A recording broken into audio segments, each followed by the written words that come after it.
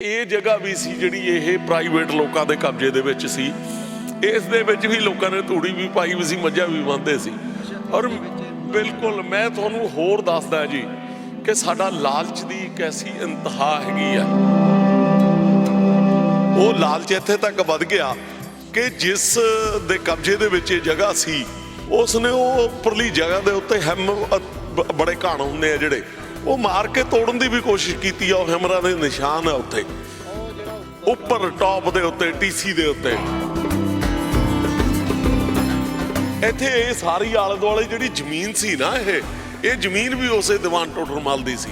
ਇਹ ਬਾਅਦ ਦੇ ਵਿੱਚ ਅਲਾਟਮੈਂਟਾਂ ਹੋ ਗਈਆਂ। ਅਲਾਟਮੈਂਟਾਂ ਦੇ ਵਿੱਚ ਕੋਈ ਕਿਸੇ ਨੂੰ ਜ਼ਮੀਨ ਪੈ ਗਈ ਆ, ਨਾਲ ਵਾਲੀ ਜ਼ਮੀਨ ਵੀ ਜਿਹੜੀ ਹੈਗੀ ਆ ਉਹ ਪਿਛਲੇ ਪਾਸੇ ਜਿਹੜਾ ਇਹ ਹਵੇਲੀ ਦੇ ਵਿੱਚ ਆ ਪਾਣੀ ਆ ਚਵੱਚਾ ਬਣਾਇਆ ਵਾ ਹੈਗਾ, ਜਿਹੜਾ ਉਹਨੇ ਆਪਣਾ ਸਵਿਮਿੰਗ ਪੂਲ ਕਹਿ ਲਓ, ਜਾਂ ਇਹਦੀਆਂ ਕੰਧਾਂ ਦੇ ਵਿੱਚ ਵੀ ਪਾਣੀ ਜਿਹੜਾ ਹੈਗਾ ਏਅਰ ਕੰਡੀਸ਼ਨ ਚਲਾਉਂਦਾ ਸੀ। ਜਿਹੜਾ ਪਿਛਲੇ ਪਾਸੇ ਤੋਂ ਖੂਹ ਤੋਂ ਪਾਣੀ ਆਉਂਦਾ ਸੀ ਉਹ ਖੂਹ ਵੀ ਜਿਹੜਾ ਹੈਗਾ ਕਿਸੇ ਦੇ ਕਬਜ਼ੇ ਦੇ ਵਿੱਚ ਹੈਗਾ। ਅੱਜ ਤੁਸੀਂ ਹੈਰਾਨ ਹੋ ਜਾਓਗੇ ਕਿ ਇਸ ਵਿਰਾਸਤ ਨੂੰ ਬਚਾਉਣ ਵਾਸਤੇ ਇੱਕ ਪੂਰੀ ਦਿਹਾੜੀ ਦੇ ਵਿੱਚ ਇੱਕ ਸੀਮਿੰਟ ਦਾ ਜਿਹੜਾ ਚੂਨੇ ਦਾ ਜਿਹੜਾ ਤਸਲਾ ਉਹਦੇ ਨਾਲ ਸਾਰੀ ਦਿਹਾੜੀ ਲੰਘ ਜਾਂਦੀ ਆ। ਮਤਲਬ ਇੰਨਾ ਬਰੀਕੀ ਨਾਲ ਇਹਦੇ 'ਚ ਕੰਮ ਕਰਨਾ ਪੈਂਦਾ।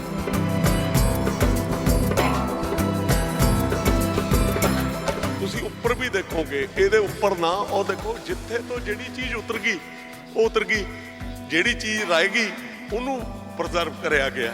ਆਹ ਕੰਧ ਫਟ ਰਹੀ ਸੀ, ਇਹਦੇ ਵਿੱਚ ਹੁੱਕਾ ਲਾ ਕੇ ਇਹਨੂੰ ਜਿਹੜਾ ਹੈਗਾ ਕੰਧ ਨੂੰ ਰੋਕਿਆ ਗਿਆ। ਆਹ ਡਾਟ ਢਹਿ ਰਹੀ ਸੀ, ਇਸ ਦੇ ਵਿੱਚ ਇੱਕ ਗਲੂ ਭਰ ਕੇ ਇਹਨੂੰ ਜਿਹੜਾ ਹੈਗਾ ਰੁਕਿਆ ਗਿਆ। ਇਹ ਹਵੇਲੀ ਆਪਾਂ 400 ਸਾਲ ਤਕਰੀਬਨ ਪੁਰਾਣੀ ਆ, 400 ਤੋਂ ਵੀ ਵੱਧ ਸਾਲ ਪੁਰਾਣੀ ਹੈਗੀ। ਮਤਲਬ ਇਹਦੇ ਖੰਡਰ ਬਣਨ ਦੇ ਪਿੱਛੇ ਕਾਰਨ ਕੀ ਨੇ? ਸਿੱਖ ਸੰਸਥਾਵਾਂ ਨੇ ਸਾਰ ਨਹੀਂ ਲਈ ਜਾਂ ਕੀ ਗੱਲਬਾਤ ਕੀ ਸੀਗੀ? ਰੌਲਾ ਵੀ ਪੈਂਦਾ ਰਿਹਾ ਕਿੰਨੀ ਵਾਰ ਪਿਆ ਵੀ ਹਾਂ ਇਹਦੀ ਕਾਰ ਸੇਵਾ ਜਿਹੜੀ ਸ਼ੁਰੂ ਹੋ ਚੁੱਕੀ ਆ ਜਾਂ ਹੋਣੀ ਆ। ਮੈਂ ਸਮਝਦਾ ਕਿ ਸਾਰੇ ਹੀ ਜ਼ਿੰਮੇਵਾਰ ਹਾਂ, ਅਸੀਂ ਵੀ ਜ਼ਿੰਮੇਵਾਰ ਹਾਂ, ਤੁਸੀਂ ਵੀ ਜ਼ਿੰਮੇਵਾਰ ਹੈ, ਸ਼੍ਰੋਮਣੀ ਕਮੇਟੀ ਵੀ ਜ਼ਿੰਮੇਵਾਰ ਹੈ। ਪਰ ਮੈਂ ਇਹ ਸਮਝਦਾ ਕਿ ਚੰਗਾ ਕੰਮ ਜਦੋਂ ਤੋਂ ਸ਼ੁਰੂ ਹੋ ਗਿਆ ਉਦੋਂ ਤੋਂ ਹੀ ਮੈਂ ਸਮਝਦਾ ਕਿ ਇੱਕ ਸ਼ੁਰੂਆਤ ਹੈਗੀ ਆ। ਸਾਡੀਆਂ ਪੁਸ਼ਤਾਂ ਨਸਲਾਂ ਜਿਹੜੀਆਂ ਅੱਜ ਸਿਰਫ ਇੱਥੇ ਫੋਟੋਆਂ ਖਿੱਚਦੀਆਂ ਫਿਰਦੀਆਂ, ਉਹਨਾਂ ਕੋਈ ਮਤਲਬ ਨਹੀਂ ਹੈਗਾ ਇਹਨਾਂ ਗੱਲਾਂ ਦੇ ਨਾਲ ਵੀ ਇਹ ਜਗ੍ਹਾ ਕੀ ਹੈਗੀ ਆ, ਇਹਦੀ ਧਾਰਮਿਕ ਵੈਲਿਊ ਕੀ ਹੈਗੀ ਆ, ਇਸ ਬੰਦੇ ਦੀ ਕੁਰਬਾਨੀ ਕੀ ਹੈਗੀ ਆ। ਇਹਨਾਂ ਗੱਲਾਂ ਤੱਕ ਕੋਈ ਮਤਲਬ ਨਹੀਂ ਹੈਗਾ। ਇਹਦੇ ਵੱਲ ਨੂੰ ਪਿੱਠ ਕਰਕੇ ਜਿਹੜਾ ਹੈਗਾ ਆਪਣੀ ਫੋਟੋ ਖਿਚਾ ਲੈਂਦੇ। ਰਾਮ ਮਹਿਰਾ ਨੂੰ ਵੀ ਯਾਦ ਕਰੋਗੇ, ਸ਼ੇਰ ਮੁਹੰਮਦ ਖਾਨ ਨੂੰ ਵੀ ਯਾਦ ਕਰੋਗੇ। ਜਦੋਂ ਜੋਤੀ ਸਰੂਪ ਗੁਰਦੁਆਰਾ ਸਾਹਿਬ ਦੇ ਵਿੱਚ ਜਾ ਕੇ ਉਹ ਜਗ੍ਹਾ ਦੇਖੋ ਜਿੱਥੇ ਸਾਹਿਬਜ਼ਾਦਿਆਂ ਦਾ ਸੰਸਕਾਰ ਹੋਇਆ, ਜਿਸ ਨੂੰ ਅੱਜ ਸਭ ਤੋਂ ਮਹਿੰਗੀ ਧਰਤੀ ਕਿਹਾ ਜਾਂਦਾ, ਤਾਂ ਇਹ ਜ਼ਰੂਰ ਸੋਚਿਓ ਕਿ ਇਹਦੇ ਪਿੱਛੇ ਕੌਣ ਸੀ। ਕੀ ਅਸੀਂ ਉਹਨੂੰ ਕਿਤੇ ਭੁੱਲਦੇ ਤਾਂ ਨਹੀਂ ਜਾ ਰਹੇ? ਕੀ ਉਸ ਦੀਵਾਨ ਟੋਡਰਮਲ ਨੂੰ ਅਸੀਂ ਕਿਤੇ ਜਿਹੜਾ ਹੈਗਾ ਅੱਖੋਂ ਪਰੋਖੇ ਤਾਂ ਨਹੀਂ ਕਰ ਰਹੇ? ਸਤਿ ਸ਼੍ਰੀ ਅਕਾਲ, ਪ੍ਰੋ ਪੰਜਾਬ ਟੀਵੀ ਤੇ ਤੁਹਾਡਾ ਸਵਾਗਤ ਹੈ। ਮੈਂ ਹਾਂ ਰਾਜਵੀਰ ਸਿੰਘ। ਦੀਵਾਨ ਟੋਡਰਮਲ ਜੀ ਦੀ ਜਹਾਜੀ ਹਵੇਲੀ ਦੇ ਵਿੱਚ ਮੌਜੂਦ ਹਾਂ, ਜਿੱਥੇ ਸੰਗਤ ਵੱਲੋਂ ਤਕਰੀਬਨ ਕਈ ਦਹਾਕਿਆਂ ਤੋਂ ਕਿਹਾ ਜਾਂਦਾ ਹੈ ਕਿ ਇਸ ਹਵੇਲੀ ਦਾ ਜੋ ਰੱਖ ਰਖਾਵ ਆ ਉਹ ਸ਼੍ਰੋਮਣੀ ਕਮੇਟੀ ਜਾਂ ਸਿੱਖ ਸੰਸਥਾਵਾਂ ਨੇ ਜਿਹੜੀਆਂ ਉਹ ਕਿਉਂ ਨਹੀਂ ਕਰ ਰਹੀਆਂ। ਇਸ ਹਵੇਲੀ ਦੇ ਖੰਡਰ ਬਣਨ ਪਿੱਛੇ ਕਾਰਨ ਕੀ ਨੇ ਤੇ ਕਾਨੂੰਨੀ ਅੜਚਣਾ ਕੀ ਸੀ ਹੁਣ ਤੱਕ ਇਸ ਹਵੇਲੀ ਦੀ ਸੇਵਾ ਜਿਹੜੀ ਉਹ ਸ਼ੁਰੂ ਕਿਉਂ ਨਹੀਂ ਹੋ ਸਕੀ? ਕਿਉਂਕਿ ਜੇ ਆਪਾਂ ਗੱਲ ਕਰੀਏ 3-4 ਵਾਰ ਤਾਂ ਸੰਗਤ ਦੇ ਵਿੱਚ ਗੱਲ ਤਾਂ ਜ਼ਰੂਰ ਚੱਲੀ ਆ ਵੀ ਹਾਂ ਇਸ ਜਹਾਜੀ ਹਵੇਲੀ ਦੀ ਜਿਹੜੀ ਸੇਵਾ ਉਹ ਸ਼ੁਰੂ ਹੋਣੀ ਆ, ਪਰ ਸ਼ੁਰੂ ਨਹੀਂ ਹੋਈ। ਕਿਉਂ ਸ਼ੁਰੂ ਨਹੀਂ ਹੋਈ? ਗੱਲਬਾਤ ਕਰਦੇ ਹਾਂ। ਸਾਡੇ ਨਾਲ ਨੇ ਅਮਰਦੀਪ ਸਿੰਘ ਧਾਰਨੀ, ਜਿਹੜੇ ਦੀਵਾਨ ਟੋਡਰਮਲ ਜੀ ਫਾਊਂਡੇਸ਼ਨ ਦੇ ਲੀਗਲ ਸੈੱਲ ਦੇ ਵਿੱਚ ਵੀ ਨੇ, ਤੇ ਗੱਲਬਾਤ ਕਰਦੇ ਹਾਂ। ਭਾਈ ਸਾਹਿਬ, ਜੇ ਗੱਲ ਕਰੀਏ ਇਹ ਹਵੇਲੀ ਆਪਾਂ 400 ਸਾਲ ਤਕਰੀਬਨ ਪੁਰਾਣੀ ਆ, 400 ਤੋਂ ਵੀ ਵੱਧ ਸਾਲ ਪੁਰਾਣੀ ਹੈਗੀ। ਮਤਲਬ ਇਹਦੇ ਖੰਡਰ ਬਣਨ ਦੇ ਪਿੱਛੇ ਕਾਰਨ ਕੀ ਨੇ? ਸਿੱਖ ਸੰਸਥਾਵਾਂ ਨੇ ਸਾਰ ਨਹੀਂ ਲਈ ਜਾਂ ਕੀ ਗੱਲਬਾਤ ਕੀ ਸੀਗੀ? ਰੌਲਾ ਵੀ ਪੈਂਦਾ ਰਿਹਾ ਕਿੰਨੀ ਵਾਰ ਪਿਆ ਵੀ ਹਾਂ ਇਹਦੀ ਕਾਰ ਸੇਵਾ ਜਿਹੜੀ ਸ਼ੁਰੂ ਹੋ ਚੁੱਕੀ ਆ ਜਾਂ ਹੋਣੀ ਆ? ਦੇਖੋ, ਪਹਿਲਾਂ ਤਾਂ ਮੈਂ ਸਮੂਹ ਜਿੰਨੇ ਦਰਸ਼ਕ ਹੈ ਉਹਨਾਂ ਨੂੰ ਵਾਹਿਗੁਰੂ ਜੀ ਕਾ ਖਾਲਸਾ, ਵਾਹਿਗੁਰੂ ਜੀ ਕੀ ਫਤਿਹ। ਪਹਿਲੀ ਗੱਲ ਤਾਂ ਮੈਂ ਇਹ ਦੱਸਣੀ ਚਾਹੁੰਦਾ ਹੈ ਕਿ ਇਹਦਾ ਇਤਿਹਾਸ ਕੀ ਹੈਗਾ ਜਿਹੜੀ ਦੀਵਾਨ ਟੋਡਰਮਲ ਦੀ ਹਵੇਲੀ ਹੈ। ਦੇਖੋ, ਜਦੋਂ ਸਾਹਿਬਜ਼ਾਦੇ ਬਾਬਾ ਜ਼ੋਰਾਵਰ ਸਿੰਘ, ਬਾਬਾ ਫਤਿਹ ਸਿੰਘ ਔਰ ਮਾਤਾ ਗੁਜਰੀ ਉਹਨਾਂ ਦੇ ਜਿਹੜੇ ਪਾਰਥਿਕ ਸਰੀਰ ਸੀ ਉਹਨਾਂ ਨੂੰ ਵਜੀਦ ਖਾਂ ਵੱਲੋਂ ਪਿੱਛੇ ਜਿਹੜਾ ਹੈਗਾ ਹੰਸਲਾ ਰਿਵਰ ਦੇ ਪਾਸੇ ਜੰਗਲ ਦੇ ਵਿੱਚ ਸਟਵਾਇਆ ਗਿਆ। ਤਾਂ ਉਸ ਤੋਂ ਬਾਅਦ ਬਹੁਤ ਸਾਰੀਆਂ ਸੰਗਤਾਂ ਇਕੱਠੀਆਂ ਹੋਈਆਂ ਜਿਨ੍ਹਾਂ ਨੇ ਕਿਹਾ ਕਿ ਇਹਨਾਂ ਗੁਰੂ ਦੇ ਬੱਚਿਆਂ ਦਾ ਔਰ ਮਾਤਾ ਦਾ ਸਾਨੂੰ ਇਹਨਾਂ ਦੇ ਸਰੀਰਾਂ ਦੀ ਸਾਂਭ ਸੰਭਾਲ ਕਰਨੀ ਚਾਹੀਦੀ ਹੈ।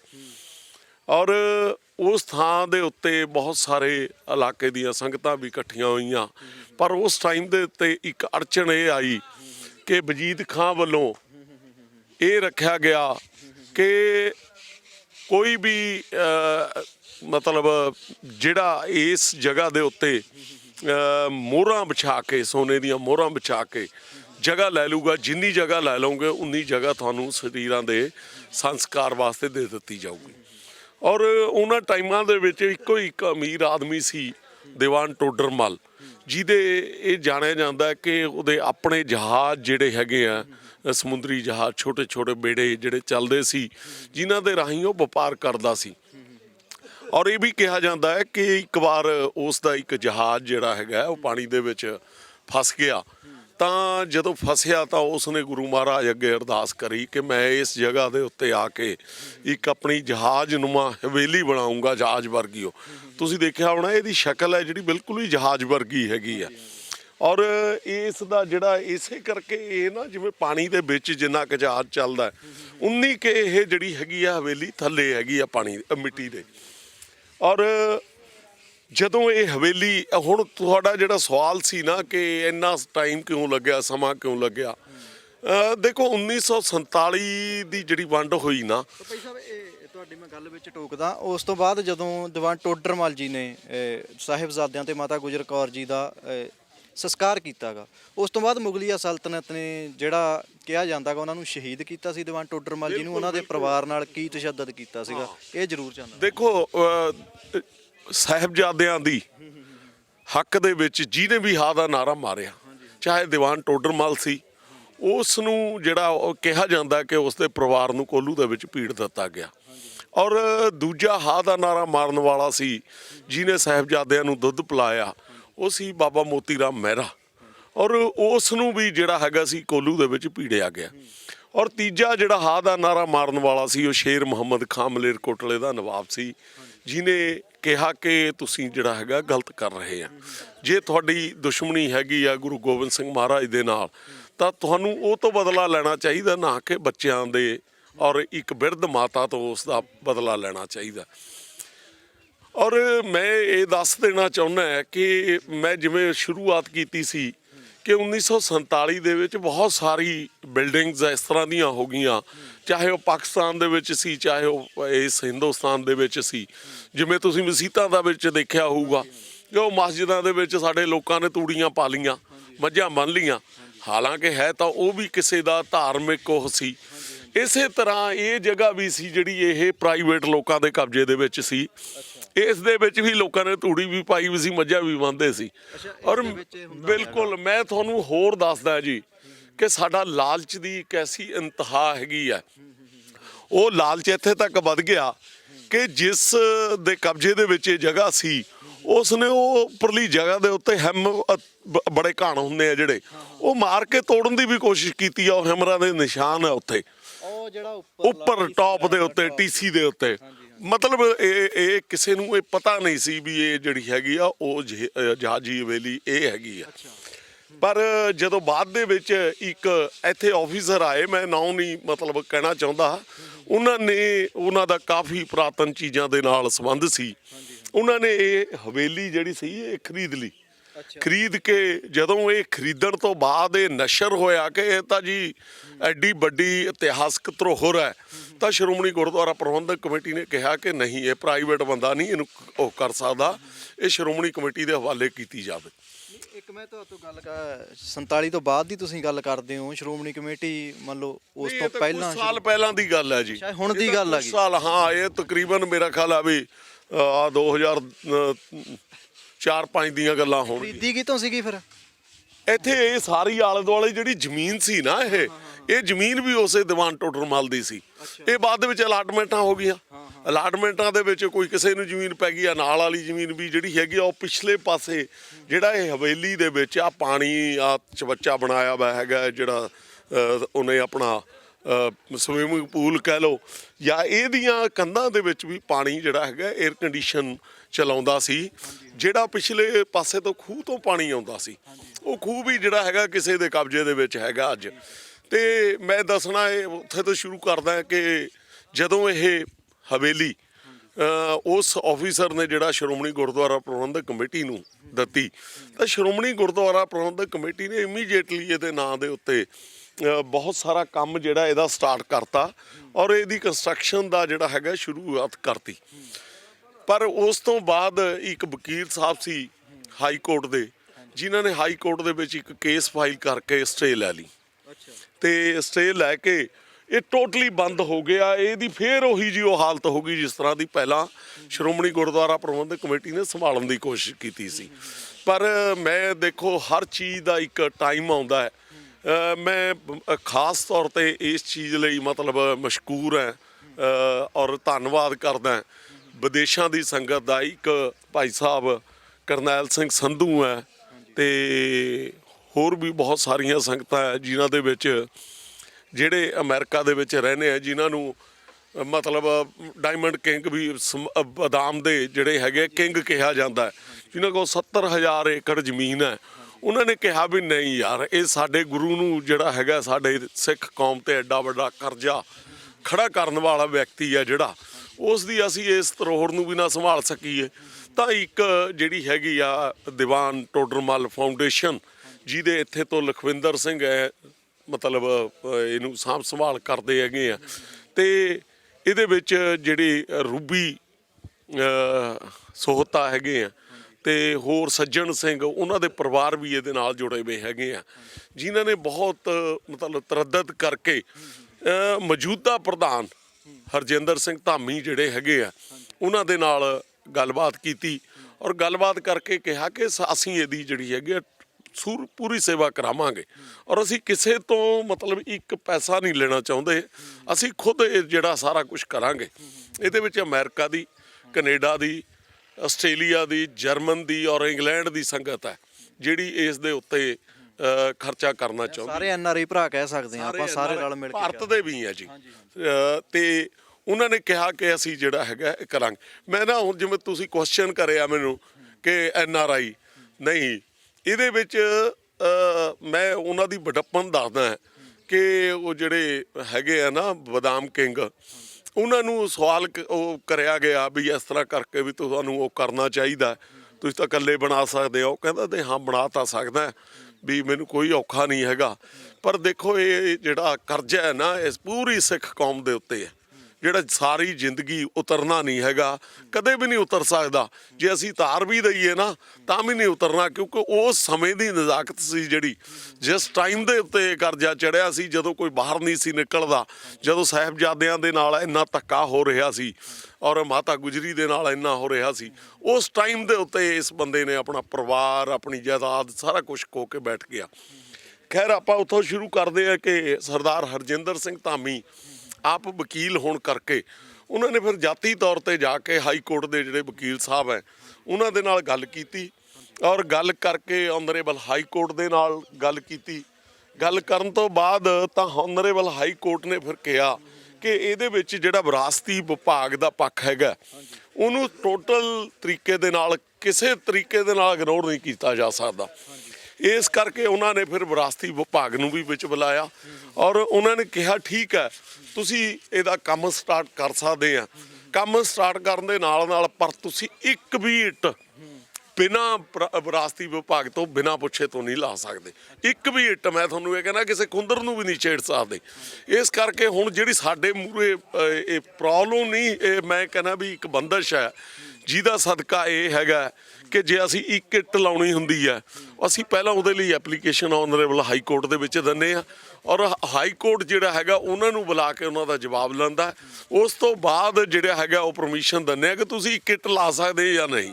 ਤੁਸੀਂ ਹੈਰਾਨ ਹੋ ਜਾਓਗੇ ਕਿ ਇਸ ਵਿਰਾਸਤ ਨੂੰ ਬਚਾਉਣ ਵਾਸਤੇ ਇੱਕ ਪੂਰੀ ਦਿਹਾੜੀ ਦੇ ਵਿੱਚ ਇੱਕ ਸੀਮਿੰਟ ਦਾ ਜਿਹੜਾ ਚੂਨੇ ਦਾ ਜਿਹੜਾ ਤਸਲਾ ਉਹਦੇ ਨਾਲ ਸਾਰੀ ਦਿਹਾੜੀ ਲੰਘ ਜਾਂਦੀ ਆ। ਮਤਲਬ ਇੰਨਾ ਬਰੀਕੀ ਨਾਲ ਇਹਦੇ 'ਚ ਕੰਮ ਕਰਨਾ ਪੈਂਦਾ। ਪੂਰੀ ਜਿਹੜੀ ਇੱਥੇ ਲੇਬਰ ਲੱਗੀ ਹੋਈ ਆ ਸਾਰੀ ਹਾਂ। ਸਿਰਫ ਇੱਕ ਤਸਲਾ, ਇੱਕ ਤਸਲੇ ਨਾਲ ਮਤਲਬ ਕਿਉਂਕਿ ਆ ਤੁਸੀਂ ਦੇਖੋਗੇ ਆ ਅੱਜ ਕਰੇ ਆ ਵਾਲਾ ਕੰਮ ਇਹ ਜਿਹੜਾ ਹੈਗਾ ਬਾਕੀ ਦਾ ਜਿਹੜਾ ਸੀਮੈਂਟ ਉਹ ਚੂਨੇ ਦੀ ਲਪਾਈ ਸੀ ਉਸ ਨੂੰ ਰੋਕਣ ਵਾਸਤੇ ਲੌਕ ਕਰਨ ਵਾਸਤੇ ਇਹ ਸਾਰਾ ਕੁਝ ਕਰਿਆ ਜਾ ਰਿਹਾ। ਤੁਸੀਂ ਉੱਪਰ ਵੀ ਦੇਖੋਗੇ ਇਹਦੇ ਉੱਪਰ ਨਾ ਉਹ ਦੇਖੋ ਜਿੱਥੇ ਤੋਂ ਜਿਹੜੀ ਚੀਜ਼ ਉਤਰ ਗਈ ਉਹ ਉਤਰ ਗਈ, ਜਿਹੜੀ ਚੀਜ਼ ਰਹਿ ਗਈ ਉਹਨੂੰ ਪ੍ਰੀਜ਼ਰਵ ਕਰਿਆ ਗਿਆ। ਆ ਕੰਧ ਫਟ ਰਹੀ ਸੀ ਇਹਦੇ ਵਿੱਚ ਹੁੱਕਾ ਲਾ ਕੇ ਇਹਨੂੰ ਜਿਹੜਾ ਹੈਗਾ ਕੰਧ ਨੂੰ ਰੋਕਿਆ ਗਿਆ। ਆ ਡਾਟ ਟਹਿ ਰਹੀ ਸੀ ਇਸ ਦੇ ਵਿੱਚ ਇੱਕ ਗਲੂ ਭਰ ਕੇ ਇਹਨੂੰ ਜਿਹੜਾ ਹੈਗਾ ਰੋਕਿਆ ਗਿਆ।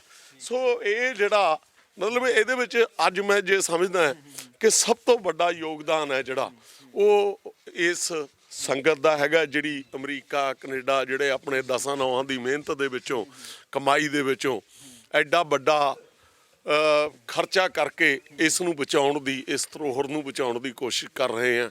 ਦੂਜਾ ਸਭ ਤੋਂ ਵੱਡਾ ਯੋਗਦਾਨ ਜਾਤੀ ਤੌਰ ਤੇ ਮੈਂ ਕਹਿੰਦਾ ਕਿ ਹਰਜਿੰਦਰ ਸਿੰਘ ਧਾਮੀ ਸਾਹਿਬ ਦਾ, ਜਿਹੜਿਆਂ ਨੇ ਜਾਤੀ ਤੌਰ ਤੇ ਐਡਾ ਵੱਡਾ ਇਹ ਬੀੜਾ ਚੱਕਿਆ। ਔਰ ਤੀਜਾ ਜਿਹੜੇ ਹੋਰ ਸੰਗਤ ਜਿਹੜੀ ਇੱਥੇ ਦੀ ਹੈਗੀ ਆ, ਇੱਕ ਸਰਦਾਰ ਲਖਵਿੰਦਰ ਸਿੰਘ ਹੈ ਕਾਨੇਕੇ ਤੋਂ, ਉਹ ਤੇ ਹੋਰ ਬਹੁਤ ਸਾਰੀਆਂ ਸੰਗਤਾਂ ਇਹੀ ਜਿਹੀਆਂ ਹੈਗੀਆਂ ਜਿਹੜਾ ਆਪਣਾ ਟਾਈਮ ਇਹਦੇ ਲਈ ਬਹੁਤ ਕਰਦੇ ਆ। ਔਰ ਮੈਂ ਤੁਹਾਨੂੰ ਇਹ ਦੱਸ ਦਿੰਦਾ ਕਿ ਇਹ ਸੰਗਤ ਜਿਹੜੀ ਹੈਗੀ ਆ ਇਹ ਇੰਨਾ ਹੀ ਨਹੀਂ ਕਿ ਇਸ ਵਿਰਾਸਤੀ ਉਹਨੂੰ ਉਹ ਕਰ ਰਹੀ ਆ, ਉਹਨਾਂ ਨੇ ਇੱਕ ਹੋਰ ਬੀੜਾ ਚੱਕਿਆ ਕਿ ਜਿਹੜਾ ਗੁਰਦੁਆਰਾ ਸਾਹਿਬ ਹੈ, ਗੁਰਦੁਆਰਾ ਸ਼੍ਰੀ ਫਤਿਹਗੜ੍ਹ ਸਾਹਿਬ ਜਿੱਥੇ ਨੀਹਾਂ ਦੇ ਵਿੱਚ ਬੱਚਿਆਂ ਨੂੰ ਚਿਣਿਆ ਗਿਆ, ਉਸ ਦਾ ਬਿਜਲੀ ਦਾ ਜਿਹੜਾ ਖਰਚਾ ਉਹ ਕਰੋੜਾਂ ਰੁਪਈਆ ਆਉਂਦਾ।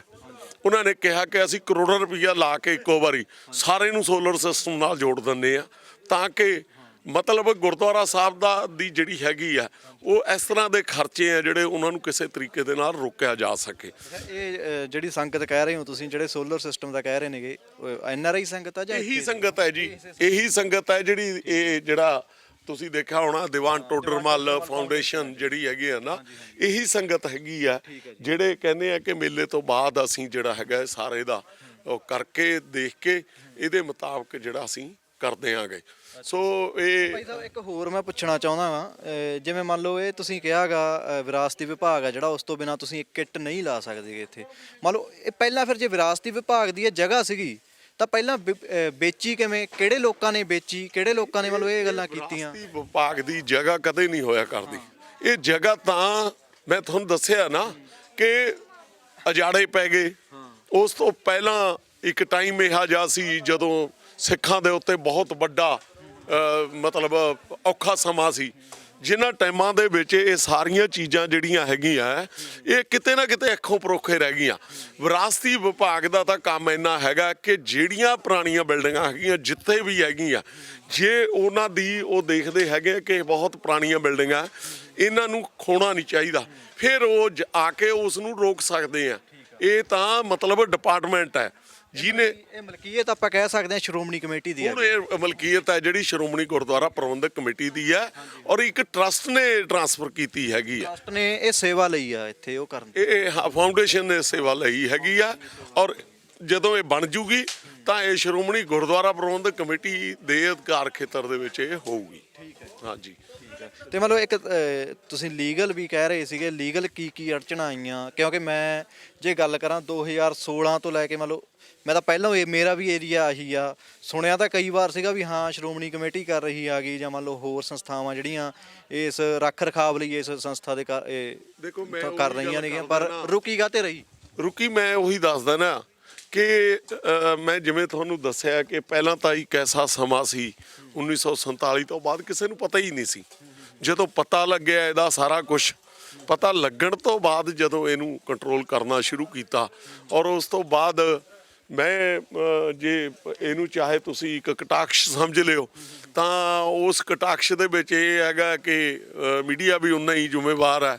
ਉਹ ਵੀ ਮੇਲੇ ਦੇ ਦਿਨਾਂ ਦੇ ਵਿੱਚ ਇਹ ਸਾਰਾ ਕੁਝ ਕਰਨਾ ਹੁੰਦਾ, ਦੇਖਣਾ ਹੁੰਦਾ ਹੈ ਨਾ, ਤੇ ਅਦਰਵਾਈਜ਼ ਉਹਨਾਂ ਨੇ ਵੀ ਕਦੇ ਕਿਸੇ ਨੇ ਖੋਜ ਨਹੀਂ ਕੀਤੀ। ਔਰ ਮੈਂ ਸਮਝਦਾ ਕਿ ਸਾਰੇ ਹੀ ਜ਼ਿੰਮੇਵਾਰ ਹਾਂ, ਅਸੀਂ ਵੀ ਜ਼ਿੰਮੇਵਾਰ ਹਾਂ, ਤੁਸੀਂ ਵੀ ਜ਼ਿੰਮੇਵਾਰ ਹੈ, ਸ਼੍ਰੋਮਣੀ ਕਮੇਟੀ ਵੀ ਜ਼ਿੰਮੇਵਾਰ ਹੈ। ਪਰ ਮੈਂ ਇਹ ਸਮਝਦਾ ਕਿ ਚੰਗਾ ਕੰਮ ਜਦੋਂ ਤੋਂ ਸ਼ੁਰੂ ਹੋ ਗਿਆ ਉਦੋਂ ਤੋਂ ਹੀ ਮੈਂ ਸਮਝਦਾ ਕਿ ਇੱਕ ਸ਼ੁਰੂਆਤ ਹੈਗੀ ਆ। ਪਰ ਨਾਲ ਦੀ ਨਾਲ ਨਾ ਮੈਂ ਸੰਗਤਾਂ ਦੇ ਲਈ ਇੱਕ ਗੱਲ ਜ਼ਰੂਰ ਕਹਿਣਾ ਚਾਹੁੰਦਾ ਕਿ ਸੰਗਤਾਂ ਜਦੋਂ ਵੀ ਗੁਰਦੁਆਰਾ ਸ਼੍ਰੀ ਫਤਿਹਗੜ੍ਹ ਸਾਹਿਬ ਆਉਂਦੀਆਂ, ਜਦੋਂ ਨੀਹਾਂ ਨੂੰ ਦੇਖਦੀਆਂ, ਉਹਨਾਂ ਦੇ ਮਨ ਭਰ ਆਉਂਦੇ ਆ, ਕਿਉਂਕਿ ਉਹ ਗੁਰੂ ਦੇ ਸਾਡੇ ਦੇ ਬੱਚੇ ਸੀ। ਪਰ ਉਸ ਟਾਈਮ ਤੇ ਉਹ ਇਹ ਵੀ ਸੋਚਣ ਕਿ ਉਹ ਗੁਰੂ ਦੇ ਬੱਚਿਆਂ ਨੂੰ ਜਿਹੜੀ ਇਹ ਅਧਿਕਾਰ ਦਿੱਤਾ ਗਿਆ ਕਿ ਇਹ ਬਹੁਤ ਮਹਿੰਗੀ ਜਗ੍ਹਾ ਹੈਗੀ ਆ, ਉਸ ਮਹਿੰਗੀ ਜਗ੍ਹਾ ਬਣਾਉਣ ਦਾ ਸਿਹਰਾ ਕਿਹਦੇ ਸਿਰ ਦੇ ਉੱਤੇ ਜਾਂਦਾ?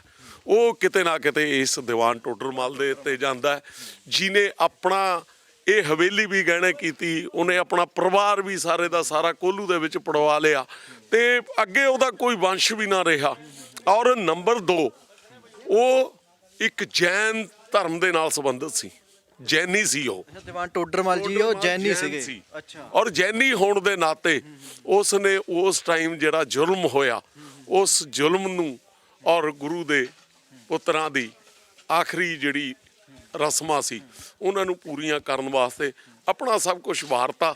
ਸੋ ਮੈਂ ਸੰਗਤਾਂ ਨੂੰ ਇਹੀ ਬੇਨਤੀ ਕਰਦਾ ਕਿ ਜਦੋਂ ਗੁਰਦੁਆਰਾ ਸ਼੍ਰੀ ਫਤਿਹਗੜ੍ਹ ਸਾਹਿਬ ਆਵੋ ਤਾਂ ਇੱਥੇ ਜ਼ਰੂਰ ਆਓ, ਇੱਥੇ ਆ ਕੇ ਜ਼ਰੂਰ ਉਸ ਸ਼ਖਸ ਨੂੰ ਯਾਦ ਕਰੋ, ਉਸ ਦੇ ਪਰਿਵਾਰ ਨੂੰ ਯਾਦ ਕਰੋ ਕਿ ਉਸ ਨੇ ਕਿੱਡੀ ਵੱਡੀ ਕੁਰਬਾਨੀ ਔਰ ਕਿੱਡਾ ਵੱਡਾ ਕਰਜ਼ਾ ਸਿੱਖ ਕੌਮ ਦੇ ਨਾਂ ਦੇ ਉੱਤੇ ਸਿਰ ਤੇ ਉੱਤੇ ਚੜਾਤਾ, ਜਿਹੜੇ ਨੂੰ ਮੇਰਾ ਖਿਆਲ ਆ ਵੀ ਆਉਣ ਵਾਲੀਆਂ ਪੁਸ਼ਤਾਂ ਕਦੇ ਉਤਾਰ ਨਹੀਂ ਸਕਦੀਆਂ, ਨਾ ਉਤਰੇਗਾ, ਕਿਉਂਕਿ ਇਹ ਤਾਂ ਇਤਿਹਾਸ ਬਣ ਕੇ ਰਹਿ ਗਿਆ। ਇਸ ਇਤਿਹਾਸ ਦੇ ਵਿੱਚ ਇਹਦੇ ਜਿਹੜੇ ਪੰਨੇ ਆ ਜਦੋਂ ਖੋਲੋਗੇ, ਜੇ ਸਾਹਿਬਜ਼ਾਦਿਆਂ ਨੂੰ ਯਾਦ ਕਰੋਗੇ ਤਾਂ ਦੀਵਾਨ ਟੋਡਰਮਲ ਨੂੰ ਵੀ ਯਾਦ ਕਰੋਗੇ, ਬਾਬਾ ਮੋਤੀ ਰਾਮ ਮਹਿਰਾ ਨੂੰ ਵੀ ਯਾਦ ਕਰੋਗੇ, ਸ਼ੇਰ ਮੁਹੰਮਦ ਖਾਨ ਨੂੰ ਵੀ ਯਾਦ ਕਰੋਗੇ। ਔਰ ਸਾਡਾ ਫਰਜ਼ ਵੀ ਬਣਦਾ ਕਿ ਅਸੀਂ ਇਹਨਾਂ ਨੂੰ ਯਾਦ ਕਰੀਏ, ਯਾਦ ਰੱਖੀਏ।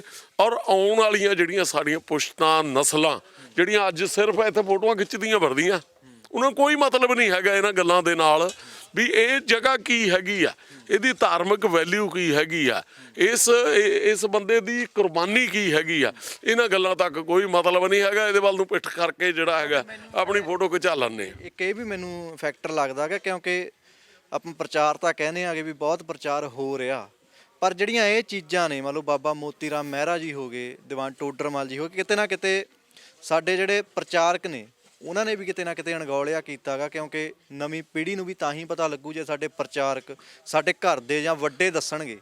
ਬਹੁਤ ਚੰਗਾ ਤੁਹਾਡਾ ਸਵਾਲ ਹੈ। ਦੇਖੋ, ਇਸ ਗੁਰਦੁਆਰਾ ਸ਼੍ਰੀ ਫਤਿਹਗੜ੍ਹ ਸਾਹਿਬ ਦੇ 4 ਗੇਟ ਹੈ। ਇੱਕ ਬਾਬਾ ਮੋਤੀ ਰਾਮ ਮਹਿਰਾ ਦੇ ਨਾਂ ਤੇ ਆ, ਇੱਕ ਦੀਵਾਨ ਟੋਡਰਮਲ ਦੇ ਨਾਂ ਦੇ ਉੱਤੇ ਹੈਗਾ, ਇੱਕ ਸ਼ੇਰ ਮੁਹੰਮਦ ਖਾਨ ਦੇ ਨਾਂ ਤੇ ਹੈਗਾ, ਇੱਕ ਬਾਬਾ ਬੰਦਾ ਸਿੰਘ ਬਹਾਦਰ ਦੇ ਨਾਂ ਦੇ ਉੱਤੇ ਹੈਗਾ। ਇਸ ਸਾਰੇ ਫਤਿਹਗੜ੍ਹ ਦੇ ਆਲੇ ਦੁਆਲੇ 4 ਗੇਟ ਹੈ, ਉਹ ਵੀ ਇਹਨੇ ਚਾਰੇ ਸ਼ਖਸੀਅਤਾਂ ਦੇ ਨਾਂ ਤੇ ਆ। ਇਸੇ ਜਗ੍ਹਾ ਦੇ ਉੱਤੇ ਦੀਵਾਨ ਟੋਡਰਮਲ ਦੇ ਨਾਂ ਦੇ ਉੱਤੇ ਬਹੁਤ ਵੱਡਾ ਹਾਲ ਸ਼੍ਰੋਮਣੀ ਗੁਰਦੁਆਰਾ ਪ੍ਰਬੰਧਕ ਕਮੇਟੀ ਨੇ ਬਣਾਇਆ ਵਾ। ਉਹਨਾਂ ਦੀਆਂ ਯਾਦਾਂ ਨੂੰ ਤਾਂ ਬਣਾਇਆ ਵਾ, ਸਾਂਭਿਆ ਵਾ ਹੈਗਾ, ਪਰ ਜਦੋਂ ਅਸੀਂ ਉਹਦੇ ਥੱਲੇ ਦੀ ਲੰਘਦੇ ਹਾਂ ਤਾਂ ਅਸੀਂ ਆਪਣੇ ਬੱਚੇ ਨੂੰ ਵੀ ਕਦੇ ਨਹੀਂ ਦੱਸਣ ਦੀ ਕੋਸ਼ਿਸ਼ ਕੀਤੀ ਇਹ ਹੈ ਕੌਣ ਸੀ।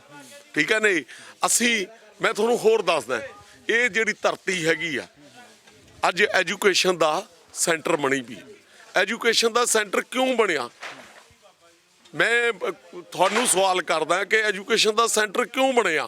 ਕਿਉਂਕਿ ਇਸ ਜਗ੍ਹਾ ਦੇ ਉੱਤੇ ਇੱਕ ਐਡਾ ਵੱਡਾ ਐਜੂਕੇਸ਼ਨ ਦਾ ਸੈਂਟਰ ਸੀ, ਜਿਹਦੇ ਆਲੇ ਦੁਆਲੇ ਅੱਜ ਐਜੂਕੇਸ਼ਨ ਸੈਂਟਰ ਖੁੱਲ੍ਹ ਗਏ, ਜਿਹਦੇ ਵਿੱਚ ਇੱਕ ਵੀ ਹੋਸਟਲ ਹੈ ਜਿਹੜਾ ਉਹ ਸਿੱਖ ਕੌਮ ਤੋਂ ਬਿਨਾਂ, ਸਿੱਖ ਕੌਮ ਦੇ ਯੋਧਿਆਂ ਤੋਂ ਬਿਨਾਂ, ਉਹਨਾਂ ਦੇ ਨਾਮਾਂ ਤੋਂ ਬਿਨਾਂ, ਚਾਹੇ ਉਹ ਹੋਸਟਲ ਸੀ, ਚਾਹੇ ਉਹ ਮਤਲਬ ਕੋਈ ਬਿਲਡਿੰਗਾਂ ਹੈਗੀਆਂ ਬਾਬਾ ਅਜੇ ਸਿੰਘ ਦੇ ਨਾਂ ਤੇ, ਬਾਬਾ ਬਾਰ ਸਿੰਘ ਦੇ ਨਾਂ ਤੇ, ਬਾਬਾ ਵਿਨੋਦ ਸਿੰਘ ਦੇ ਨਾਂ ਤੇ ਰੱਖੀਆਂ, ਪਰ ਜਿਹੜੇ ਉੱਥੇ ਪੜ੍ਹਨ ਵਾਲੇ ਹੈਗੇ ਉਹਨਾਂ ਨੇ ਵੀ ਕਦੇ ਨਹੀਂ ਪੁੱਛਿਆ।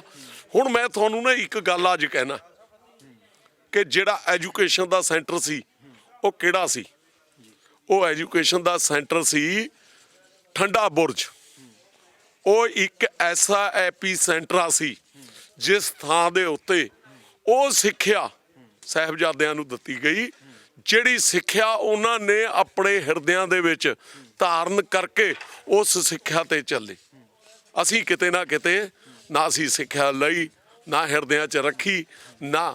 ਮੈਂ ਕਹਿਣਾ ਕਿ ਸਭ ਤੋਂ ਵੱਡਾ ਫਤਿਹਗੜ੍ਹ ਸਾਹਿਬ ਦੇ ਵਿੱਚ ਜੇ ਕੋਈ ਸਕੂਲ ਹੈਗਾ, ਸਿੱਖ ਕੌਮ ਦੇ ਵਿੱਚ ਕੋਈ ਸਕੂਲ ਹੈਗਾ, ਤਾਂ ਉਹ ਠੰਡਾ ਬੁਰਜ ਹੈ। ਉਹ ਸਕੂਲ ਹੈ ਜਿੱਥੋਂ ਸਾਹਿਬਜ਼ਾਦਿਆਂ ਨੂੰ ਪੜ੍ਹਾ ਕੇ ਮਾਤਾ ਗੁਜਰੀ ਜਿਹੜੀ ਹੈਗੀ ਆ ਉਹ ਸੂਬੇ ਦੀ ਕਚਹਿਰੀ ਦੇ ਵਿੱਚ ਭੇਜਦੀ ਸੀ, ਜਿੱਥੇ ਜਾ ਕੇ ਉਹਨਾਂ ਦੀ ਐਜੂਕੇਸ਼ਨ ਜਿਹੜੀ ਹੈਗੀ ਆ ਪ੍ਰਵਾਨ ਹੁੰਦੀ ਸੀ। ਸਾਹਿਬ ਜਿਵੇਂ ਮੰਨ ਲਓ ਤੁਸੀਂ ਗੱਲ ਕਿਹਾਗਾ ਵੀ ਹਾਂ ਇਹ ਐਜੂਕੇਸ਼ਨ ਦਾ ਸਕੂਲ ਸੀਗਾ, ਮੰਨ ਲਓ ਠੰਡਾ ਬੁਰਜ, ਤੇ ਉੱਥੇ ਮਾਤਾ ਜੀ ਨੇ ਛੋਟੇ ਸਾਹਿਬਜ਼ਾਦਿਆਂ ਨੂੰ ਮੰਨ ਲਓ ਉਹ ਸਿੱਖਿਆ ਦਿੱਤੀ। ਤਾਂ ਅੱਜ ਦੇ ਸਮੇਂ ਦੇ ਵਿੱਚ ਜੇ ਮੈਂ ਦੇਖਾਂ ਸੋਸ਼ਲ ਮੀਡੀਆ ਤੇ ਸ਼ਾਇਦ ਤੁਸੀਂ ਵੀ ਦੇਖਿਆ ਹੋਵੇ, ਇੰਜੀਨੀਅਰਿੰਗ ਕਾਲਜ ਹੈ ਇੱਥੇ ਇੱਕ ਬੜਾ ਵੱਡਾ ਨਾਮ ਆ, ਤੇ ਉਸ ਇੰਜੀਨੀਅਰਿੰਗ ਕਾਲਜ ਦੇ ਵਿੱਚ ਜੇ ਆਪਾਂ ਲਾਈਏ ਜਿਹੜੇ ਸਟੂਡੈਂਟ ਨੇਗੇ ਆਪਣੇ ਪੰਜਾਬ ਦੇ, ਆਪਣੇ ਆਲੇ ਦੁਆਲੇ ਦੇ ਜਿਹੜੇ ਹੈ ਸੀ, ਉਹ ਤਾਂ ਕਿਤੇ ਦਿਖਦੇ ਨਹੀਂ, ਬਾਹਰ ਦੀ ਦੌੜ ਲੱਗੀ ਹੋਈ ਆ। ਪਰ ਉੱਥੇ ਫਰੈਸ਼ਰ ਪਾਰਟੀਆਂ ਵੀ ਹੋਈਆਂ, ਦੂਸਰੀ ਸਟੇਟ ਦੇ ਗਾਣੇ ਚੱਲੇ, ਇੱਕ ਵੀ ਬੰਦਾ ਸਰਦਾਰ ਦੇਖਣ ਨੂੰ ਨਹੀਂ ਮਿਲਿਆ ਉੱਥੇ। ਉਹ ਚੀਜ਼ ਦੇਖ ਕੇ ਮੰਨ ਲਓ ਉਹ ਵਾਇਰਲ ਵੀ ਲੋਕਾਂ ਨੇ ਬੜੀ ਕੀਤੀ, ਬਾਹਰਲੇ ਲੋਕਾਂ ਨੇ ਵੀ ਬੜੀਆਂ ਚੀਜ਼ਾਂ ਦੇਖੀਆਂ। ਮੰਨ ਲਓ ਇਸ ਚੀਜ਼ ਨੂੰ ਕਿਵੇਂ ਦੇਖਦੇ ਹੋ? ਮੰਨ ਲਓ ਇੱਕ ਤਾਂ ਇਹ ਐਜੂਕੇਸ਼ਨ ਸੈਂਟਰ ਦਾ ਪਹਿਲਾਂ ਹੀ ਹਿਸਟੋਰੀਕਲੀ ਮੰਨ ਲਓ ਮਾਤਾ ਗੁਜਰ ਕੌਰ ਤੇ ਸਾਹਿਬਜ਼ਾਦਿਆਂ ਨੇ ਐਡੀ ਵੱਡੀ ਸਿੱਖਿਆ ਦਿੱਤੀ ਕੁਰਬਾਨੀ ਦੇ ਕੇ, ਤਾਂ ਇਸ ਚੀਜ਼ ਦਾ ਰੀਜ਼ਨ ਕੀ ਮੰਨਦੇ ਹੋ, ਕਾਰਨ ਕੀ ਮੰਨਦੇ ਹੋ? ਗੁਰੂਆਂ ਦੀ ਧਰਤੀ ਦੇ ਉੱਪਰ ਇੱਥੇ ਨੂੰ ਛੱਡ ਕੇ ਬਾਹਰ ਨੂੰ ਭੱਜ ਰਹੇ ਹਾਂ ਅਸੀਂ, ਮਤਲਬ ਇੱਥੇ ਦੂਜੇ ਬੰਦੇ ਕਰ ਰਹੇ ਨੇਗੇ। ਇਹ ਜ਼ਿੰਮੇਵਾਰੀਆਂ ਸਾਰਿਆਂ ਦੀਆਂ, ਸਾਡੀਆਂ ਵੀ ਆ, ਤੁਹਾਡੀਆਂ ਵੀ ਆ। ਇਹ ਕਾਕਾ ਜੀ ਦੇ ਨਾਲ ਮੈਂ ਗੱਲ ਕਰਦਾ ਸੀ ਕਿ ਇਹ ਬਾਬਾ ਬੰਦਾ ਸਿੰਘ ਬਹਾਦਰ ਦੇ ਇੰਜੀਨੀਅਰਿੰਗ ਕਾਲਜ ਦੇ ਵਿੱਚ ਪੱਗਾਂ ਦਾ ਬਹੁਤ ਵੱਡਾ ਉਹ ਲਾਉਂਦੇ ਆ, ਲੰਗਰ ਲਾਉਂਦੇ ਆ, ਪੱਗਾਂ ਸਿਖਾਉਂਦੇ ਵੀ ਆ। ਪਰ ਮੈਂ ਕਿਹਾ ਵੀ ਕਾਕਾ ਰੱਖਦੇ ਕਿੰਨੇ ਆ ਮੁੜ ਕੇ, ਠੀਕ ਹੈ ਨਹੀਂ? ਕਿਤੇ ਨਾ ਕਿਤੇ ਇਹ ਸਿੱਖਿਆ ਜਿਵੇਂ ਮਾਤਾ ਗੁਜਰੀ ਨੇ ਆਪਣੇ ਬੱਚਿਆਂ ਨੂੰ ਦਿੱਤੀ ਨਾ, ਪੋਤਿਆਂ ਨੂੰ ਦਿੱਤੀ, ਇਹ ਸਿੱਖਿਆ ਸਾਡੇ ਘਰਾਂ ਦੇ ਵਿੱਚੋਂ ਆਉਣੀ ਚਾਹੀਦੀ ਆ। ਔਰ ਜਿੱਥੋਂ ਤੱਕ ਤੁਸੀਂ ਗੱਲ ਕਰਦੇ ਆ ਬੰਦਾ ਸਿੰਘ ਬਹਾਦਰ ਇੰਜੀਨੀਅਰਿੰਗ ਕਾਲਜ ਦੀ, ਦੇਖੋ ਇਹ ਐਜੂਕੇਸ਼ਨ ਹੈ ਜਿਹੜੀ, ਜੇ ਸਾਡੇ ਵਾਲੇ ਅਮਰੀਕਾ ਦੇ ਵਿੱਚ, ਕੈਨੇਡਾ ਦੇ ਵਿੱਚ ਜਾ ਕੇ ਆਪਣੀ ਕਿਰਪਾਨ ਲਈ ਉੱਥੇ ਲੜਾਈ ਲੜ ਸਕਦੇ ਆ, ਉੱਥੇ ਪੰਜਾਬੀ ਗਾਣੇ ਚਲਾ ਸਕਦੇ ਆ, ਤਾਂ ਜੇ ਜਿਸ ਤਰ੍ਹਾਂ ਦਾ ਸਟੂਡੈਂਟ ਉਰੇ ਆਊਗਾ ਉਹੀ ਜਿਹੀਆਂ ਗੱਲਾਂ ਉਹ ਕਰੂਗਾ, ਔਰ ਉਹ ਕਰ ਰਹੇ ਹੈਗੇ ਆ। ਪਰ ਸਵਾਲ ਇਹ ਹੈਗਾ ਉਹ ਆਏ ਕਿਉਂ? ਕਿਉਂਕਿ ਸਾਡੇ ਵਾਲੇ ਤਾਂ ਤੁਰ ਗਏ। ਹੁਣ ਦੂਜੀ ਗੱਲ, ਉਹ ਰੱਖਣੇ ਕਿਉਂ ਪਏ? ਜਿਹੜੇ ਪ੍ਰੋਫੈਸਰ ਆ ਉਹ ਤਾਂ ਸਟ੍ਰਾਈਕਾਂ ਕਰਦੇ ਆ, ਉਹ ਤਾਂ ਕਹਿੰਦੇ ਆ ਵੀ ਸਾਡੇ ਜਿਹੜੇ ਹੈਗੇ ਆ ਸਾਨੂੰ ਇਨਕਰੀਮੈਂਟ ਲਾਓ ਜੀ, ਇੰਨੇ ਰੁਪਈਏ ਦਿਓ। ਉਹਨਾਂ ਨੂੰ ਐਜੂਕੇਸ਼ਨ ਉਹ ਜਿਹੜਾ ਐਡਾ ਬੜਾ ਇਨਫਰਾਸਟਰਕਚਰ ਲੱਗਿਆ ਵਾ, ਬਣਿਆ ਵਾ, ਉਹਨੂੰ ਤਾਂ ਚਲਾਉਣਾ ਕਿਸੇ ਤਰੀਕੇ ਦੇ ਨਾਲ। ਉਹਦਾ ਬਿਜਲੀ ਦੇ ਬਿੱਲ ਵੀ ਆਉਣੇ ਆ, ਉਹਦੀ ਮੇਨਟੇਨੈਂਸ ਵੀ ਹੋਣੀ ਆ, ਪ੍ਰੋਫੈਸਰਾਂ ਨੇ ਤਨਖਾਹਾਂ ਵੀ ਗਲ ਘੁੱਟ ਕੇ ਲੈਣੀਆਂ ਹੀ ਲੈਣੀਆਂ। ਸੋ ਇਹਦੇ ਵਾਸਤੇ ਤਾਂ ਜ਼ਿੰਮੇਵਾਰੀਆਂ ਜਿਹੜੀਆਂ ਹੈਗੀਆਂ ਨਾ, ਇਹ ਕੰਟਰੀਬਿਊਟਰੀ ਜ਼ਿੰਮੇਵਾਰੀਆਂ ਬਣ ਗਈਆਂ। ਔਰ ਇਹ ਜ਼ਿੰਮੇਵਾਰੀਆਂ ਨੂੰ ਕਦੇ ਵੀ ਤੁਸੀਂ ਅੱਖੋਂ ਪਰੋਖੇ ਨਹੀਂ ਕਰ ਸਕਦੇ, ਸਾਰੇ ਹੀ ਜ਼ਿੰਮੇਵਾਰ। ਇੱਥੋਂ ਦੀਆਂ ਪਾਰਟੀਆਂ ਵੀ ਮੰਨ ਲਓ ਪੰਜਾਬ ਨੂੰ ਰਿਪਰੈਜ਼ੈਂਟ ਕਰਦੀਆਂ ਰਹੀਆਂ ਗਈਆਂ। ਉੱਥੇ ਜਿਹੜੇ ਬੰਦਿਆਂ ਦੀ ਮੈਂ ਗੱਲ ਕਰਦਾਗਾ, ਉੱਥੇ ਦਸਤਾਰ ਵੀ ਉਤਾਰੀ ਗਈ ਸੀ ਪਿਛਲੀ ਵਾਰ, ਤੁਹਾਨੂੰ ਸ਼ਾਇਦ ਪਤਾ ਹੋਵੇ। ਮੰਨ ਲਓ ਉਹ ਚੀਜ਼ਾਂ ਦੇਖ ਕੇ ਕਿਤੇ ਨਾ ਕਿਤੇ ਮੰਨ ਲਓ ਆਪਾਂ ਕਹਿੰਦੇ ਆਗੇ ਠੀਕ ਆ ਆਪਾਂ ਬਾਹਰ ਜਾਂਦੇ ਆਗੇ, ਪਰ ਆਪਣੇ ਬੰਦਿਆਂ ਦਾ ਕਦੇ ਐਂ ਨਹੀਂ ਦੇਖਿਆ ਰੇਸਿਜ਼ਮ ਕੀਤੀ ਹੋਵੇ ਕਿਸੇ ਨਾਲ। ਮੰਨ ਲਓ ਆਪਾਂ ਇੱਥੇ ਵੀ ਨਹੀਂ ਕਰਦੇ, ਮੰਨ ਲਓ ਆਪਣੇ ਕੰਮ ਇੱਥੇ ਪਹਿਲਾਂ ਤੋਂ ਹੀ ਆਉਂਦੇ ਨੇਗੇ, ਜੀਰੀ ਲਾਉਣ ਆਉਂਦੇ ਨੇ ਜਾਂ ਹੋਰ ਕਰਦੇ। ਮਤਲਬ ਇਹ ਚੀਜ਼ਾਂ ਦੇਖ ਕੇ ਕਿਤੇ ਨਾ ਕਿਤੇ ਸੋਚਣਾ ਜ਼ਰੂਰ ਸਾਨੂੰ ਪੈਂਦਾ ਹੈਗਾ ਵੀ ਮੰਨ ਲਓ ਦਸਤਾਰ ਨੂੰ ਹੱਥ ਜਦੋਂ ਪੈਂਦਾ ਤਾਂ ਇਸ ਧਰਤੀ ਦੇ ਉੱਪਰ ਉਹ ਵੀ ਦੇਖੋ ਪੋਲੀਟੀਕਲ ਉਹ ਹੈਗੀ ਆ। ਤੁਸੀਂ ਇਹ ਚੀਜ਼ਾਂ ਜਿਹੜੀਆਂ ਹੈਗੀਆਂ ਨਾ, ਜਿੰਨਾ ਮਰਜ਼ੀ ਪੋਜ਼ਿਟਿਵਲੀ ਲੈ ਲਓ ਜਾਂ ਨੈਗੇਟਿਵਲੀ ਲੈ ਲਓ, ਇਹ ਤੁਹਾਡੇ ਤੇ ਮਨਸਰ ਕਰਦਾ ਹੈਗਾ।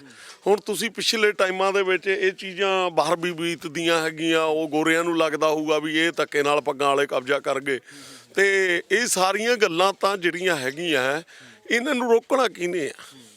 ਤੁਸੀਂ ਜੇ ਕੋਈ ਤੁਹਾਨੂੰ ਰਿਪਰੈਜ਼ੈਂਟ ਕਰਦਾ ਉਸੇ ਨੇ ਨਹੀਂ ਰੋਕਣਾ ਹੈਗਾ। ਤੁਹਾਡੀ ਵੀ ਬਰਾਬਰ ਦੀ ਜ਼ਿੰਮੇਵਾਰੀ ਬਣਦੀ ਹੈ, ਤੁਸੀਂ ਵੀ ਉਸ ਚੀਜ਼ ਨੂੰ ਰੋਕਣਾ ਹੈਗਾ। ਜਦੋਂ ਤੁਸੀਂ ਛੋਟੀਆਂ ਗੱਲਾਂ ਪਿੱਛੇ ਵੀ ਆ ਜੀ ਸ਼੍ਰੋਮਣੀ ਗੁਰਦੁਆਰਾ ਪ੍ਰਬੰਧਕ ਕਮੇਟੀ ਨੇ ਇਸ ਕੰਮ ਲਈ ਰੋਕਤਾ, ਤੇ ਉਸ ਕੰਮ ਲਈ ਤੁਸੀਂ ਜਿਹੜਾ ਹੈਗਾ ਗੁਰਦੁਆਰਾ ਜੋਤੀ ਸਰੂਪ ਸਾਹਿਬ ਦੇ ਸਾਹਮਣੇ ਜਾਂ ਗੁਰਦੁਆਰਾ ਫਤਿਹਗੜ੍ਹ ਸਾਹਿਬ ਦੇ ਸਾਹਮਣੇ ਜਿੰਦਾਬਾਦ ਮੁਰਦਾਬਾਦ ਦੇ ਨਾਅਰੇ ਲਾਉਂਗੇ, ਠੀਕ ਹੈ ਨਹੀਂ? ਤੇ ਫਿਰ ਜ਼ਿੰਮੇਵਾਰੀ ਦਾ ਕਿਤੇ ਨਾ ਕਿਤੇ ਕਿਸੇ ਨਾ ਕਿਸੇ ਦੀ ਬਣਦੀ ਹੈ ਨਾ, ਔਰ ਉਹ ਜ਼ਿੰਮੇਵਾਰ ਹੈ। ਅੰਤ ਦੇ ਵਿੱਚ ਸੰਗਤ ਨੂੰ ਕੀ ਕਹਿਣਾ ਚਾਹੋਗੇ ਦੀਵਾਨ ਟੋਡਰਮਲ ਦੀ ਇਸ ਹਵੇਲੀ ਦੇ ਬਾਬਤ, ਤੇ ਸਾਡੇ ਪ੍ਰਚਾਰਕ ਨੇ ਜਿਹੜੇ ਜਾਂ ਸਾਡੇ ਨੁਮਾਇੰਦਾ ਜਮਾਤ ਆ ਜਿਹੜੀ ਸਾਡੀ ਸਿੱਖ ਕੌਮ ਦੀ? ਮੈਂ ਇਹੀ ਕਹਿਣਾ ਚਾਹੂੰਗਾ ਕਿ ਜਦੋਂ ਫਤਿਹਗੜ੍ਹ ਸਾਹਿਬ ਆਵੋ, ਜਦੋਂ ਨੀਹਾਂ ਨੂੰ ਨਮਸਕਾਰ ਕਰੋ, ਤਾਂ ਉਹ ਜਦੋਂ ਜੋਤੀ ਸਰੂਪ ਗੁਰਦੁਆਰਾ ਸਾਹਿਬ ਦੇ ਵਿੱਚ ਜਾ ਕੇ ਉਹ ਜਗ੍ਹਾ ਦੇਖੋ ਜਿੱਥੇ ਸਾਹਿਬਜ਼ਾਦਿਆਂ ਦਾ ਸੰਸਕਾਰ ਹੋਇਆ, ਜਿਸ ਨੂੰ ਅੱਜ ਸਭ ਤੋਂ ਮਹਿੰਗੀ ਧਰਤੀ ਕਿਹਾ ਜਾਂਦਾ, ਤਾਂ ਇਹ ਜ਼ਰੂਰ ਸੋਚਿਓ ਕਿ ਇਹਦੇ ਪਿੱਛੇ ਕੌਣ ਸੀ। ਕੀ ਅਸੀਂ ਉਹਨੂੰ ਕਿਤੇ ਭੁੱਲਦੇ ਤਾਂ ਨਹੀਂ ਜਾ ਰਹੇ? ਕੀ ਉਸ ਦੀਵਾਨ ਟੋਡਰਮਲ ਨੂੰ ਅਸੀਂ ਕਿਤੇ ਜਿਹੜਾ ਹੈਗਾ ਅੱਖੋਂ ਪਰੋਖੇ ਤਾਂ ਨਹੀਂ ਕਰ ਰਹੇ? ਤੇ ਇਹ ਸਾਨੂੰ ਜ਼ਰੂਰ ਸੋਚਣਾ ਪਊਗਾ। ਔਰ ਜਿਹੜੀਆਂ ਵੀ ਧਿਰਾਂ ਹੈਗੀਆਂ ਇਹਨਾਂ ਦੇ ਵਿੱਚ ਮੈਂ ਖਾਸ ਤੌਰ ਤੇ ਜਿਹੜਾ ਹੈਗਾ ਇਹ ਜਿਹੜੀ ਹੈਗੀ ਆ ਦੀਵਾਨ ਟੋਡਰਮਲ ਫਾਊਂਡੇਸ਼ਨ, ਇਹ ਬਾਹਰ ਦੀ ਸੰਗਤ ਜਿਹੜੀ ਅਮਰੀਕਾ, ਕੈਨੇਡਾ ਔਰ ਜਿਹਦੇ ਵਿੱਚ ਜਰਮਨੀ, ਇੰਗਲੈਂਡ, ਇਹ ਸੰਗਤਾਂ ਦਾ ਵੀ ਬਹੁਤ ਧੰਨਵਾਦ ਕਰਦਾ ਕਿ ਉਹਨਾਂ ਨੇ ਘੱਟੋ ਘੱਟ ਸੋਚਿਆ ਤਾਂ ਸਹੀ ਇਹਦੇ ਬਾਰੇ। ਔਰ ਨਾਲ ਸ਼੍ਰੋਮਣੀ ਗੁਰਦੁਆਰਾ ਪ੍ਰਬੰਧਕ ਕਮੇਟੀ ਦਾ ਔਰ ਖਾਸ ਤੌਰ ਤੇ ਸਰਦਾਰ ਹਰਜਿੰਦਰ ਸਿੰਘ ਧਾਮੀ ਦਾ ਵੀ ਸਪੈਸ਼ਲ ਧੰਨਵਾਦ ਕਰਦਾ ਕਿ ਉਹਨਾਂ ਨੇ ਪ੍ਰਧਾਨ ਹੁੰਦੇ ਹੋਏ ਜਾਤੀ ਐਫਰਟਸ ਕਰਕੇ ਜਿਹੜਾ ਹੈਗਾ ਇਸ ਦਾ ਕੰਮ ਜਿਹੜਾ ਹੈਗਾ ਸਟਾਰਟ ਕਰਵਾਇਆ। ਔਰ ਨਾਲ ਦੀ ਨਾਲ ਮੈਂ ਲੋਕਾਂ ਨੂੰ ਇੱਕ ਤਾਕੀਦ ਵੀ ਕਰਦਾ ਕਿ ਜਦੋਂ ਉਰੇ ਆਓ ਕਦੇ ਕਿਸੇ ਚੀਜ਼ ਨੂੰ ਟੱਚ ਨਾ ਕਰੋ, ਕਿਉਂਕਿ ਇਸ ਦੀ ਜੇ ਇੱਕ ਇੱਟ ਵੀ ਟੁੱਟ ਜਾਂਦੀ ਹੈ ਤਾਂ ਉਹ ਜੋੜਨੀ ਬਹੁਤ ਔਖਾ ਕੰਮ ਹੈ, ਕਿਉਂਕਿ ਇਸ ਲਈ ਸਾਨੂੰ ਹਾਈ ਕੋਰਟ ਤੋਂ ਪਰਮਿਸ਼ਨ ਲੈਣੀ ਪੈਂਦੀ ਹੈ। ਤੋੜਨ ਦੀ ਪਰਮਿਸ਼ਨ ਤਾਂ ਤੋੜ ਕੇ ਤੋੜਨ ਵਾਲਾ ਲੰਘ ਜਾਂਦਾ, ਜੋੜਨ ਵਾਸਤੇ ਬਹੁਤ ਲੰਬੀ ਜਿਹੜੀ ਹੈਗੀ ਹੈ ਕਾਨੂੰਨੀ ਪ੍ਰਤੀਕਿਰਿਆ ਦੇ ਵਿੱਚੋਂ ਲੰਘਣਾ ਪੈਂਦਾ। ਸੋ ਆਓ ਦੇਖੋ, ਇਸ ਜਗ੍ਹਾ ਨੂੰ ਆਪਣੇ ਹਿਰਦਿਆਂ 'ਚ ਵਸਾਓ, ਪਰ ਕਿਸੇ ਚੀਜ਼ ਨੂੰ ਟੱਚ ਨਾ ਕਰੋ।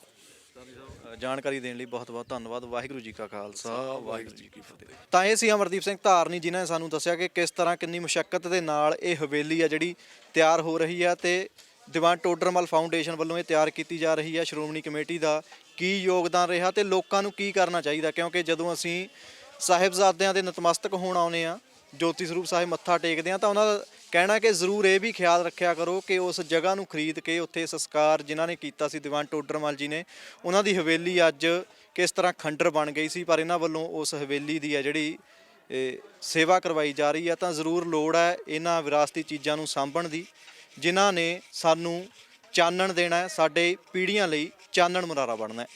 ਕੈਮਰਾ ਪਰਸਨ ਕ੍ਰਿਸ਼ਨ ਦੇ ਨਾਲ ਰਾਜਵੀਰ ਸਿੰਘ, ਪ੍ਰੋ ਪੰਜਾਬ ਟੀਵੀ, ਸ਼੍ਰੀ ਫਤਿਹਗੜ੍ਹ ਸਾਹਿਬ।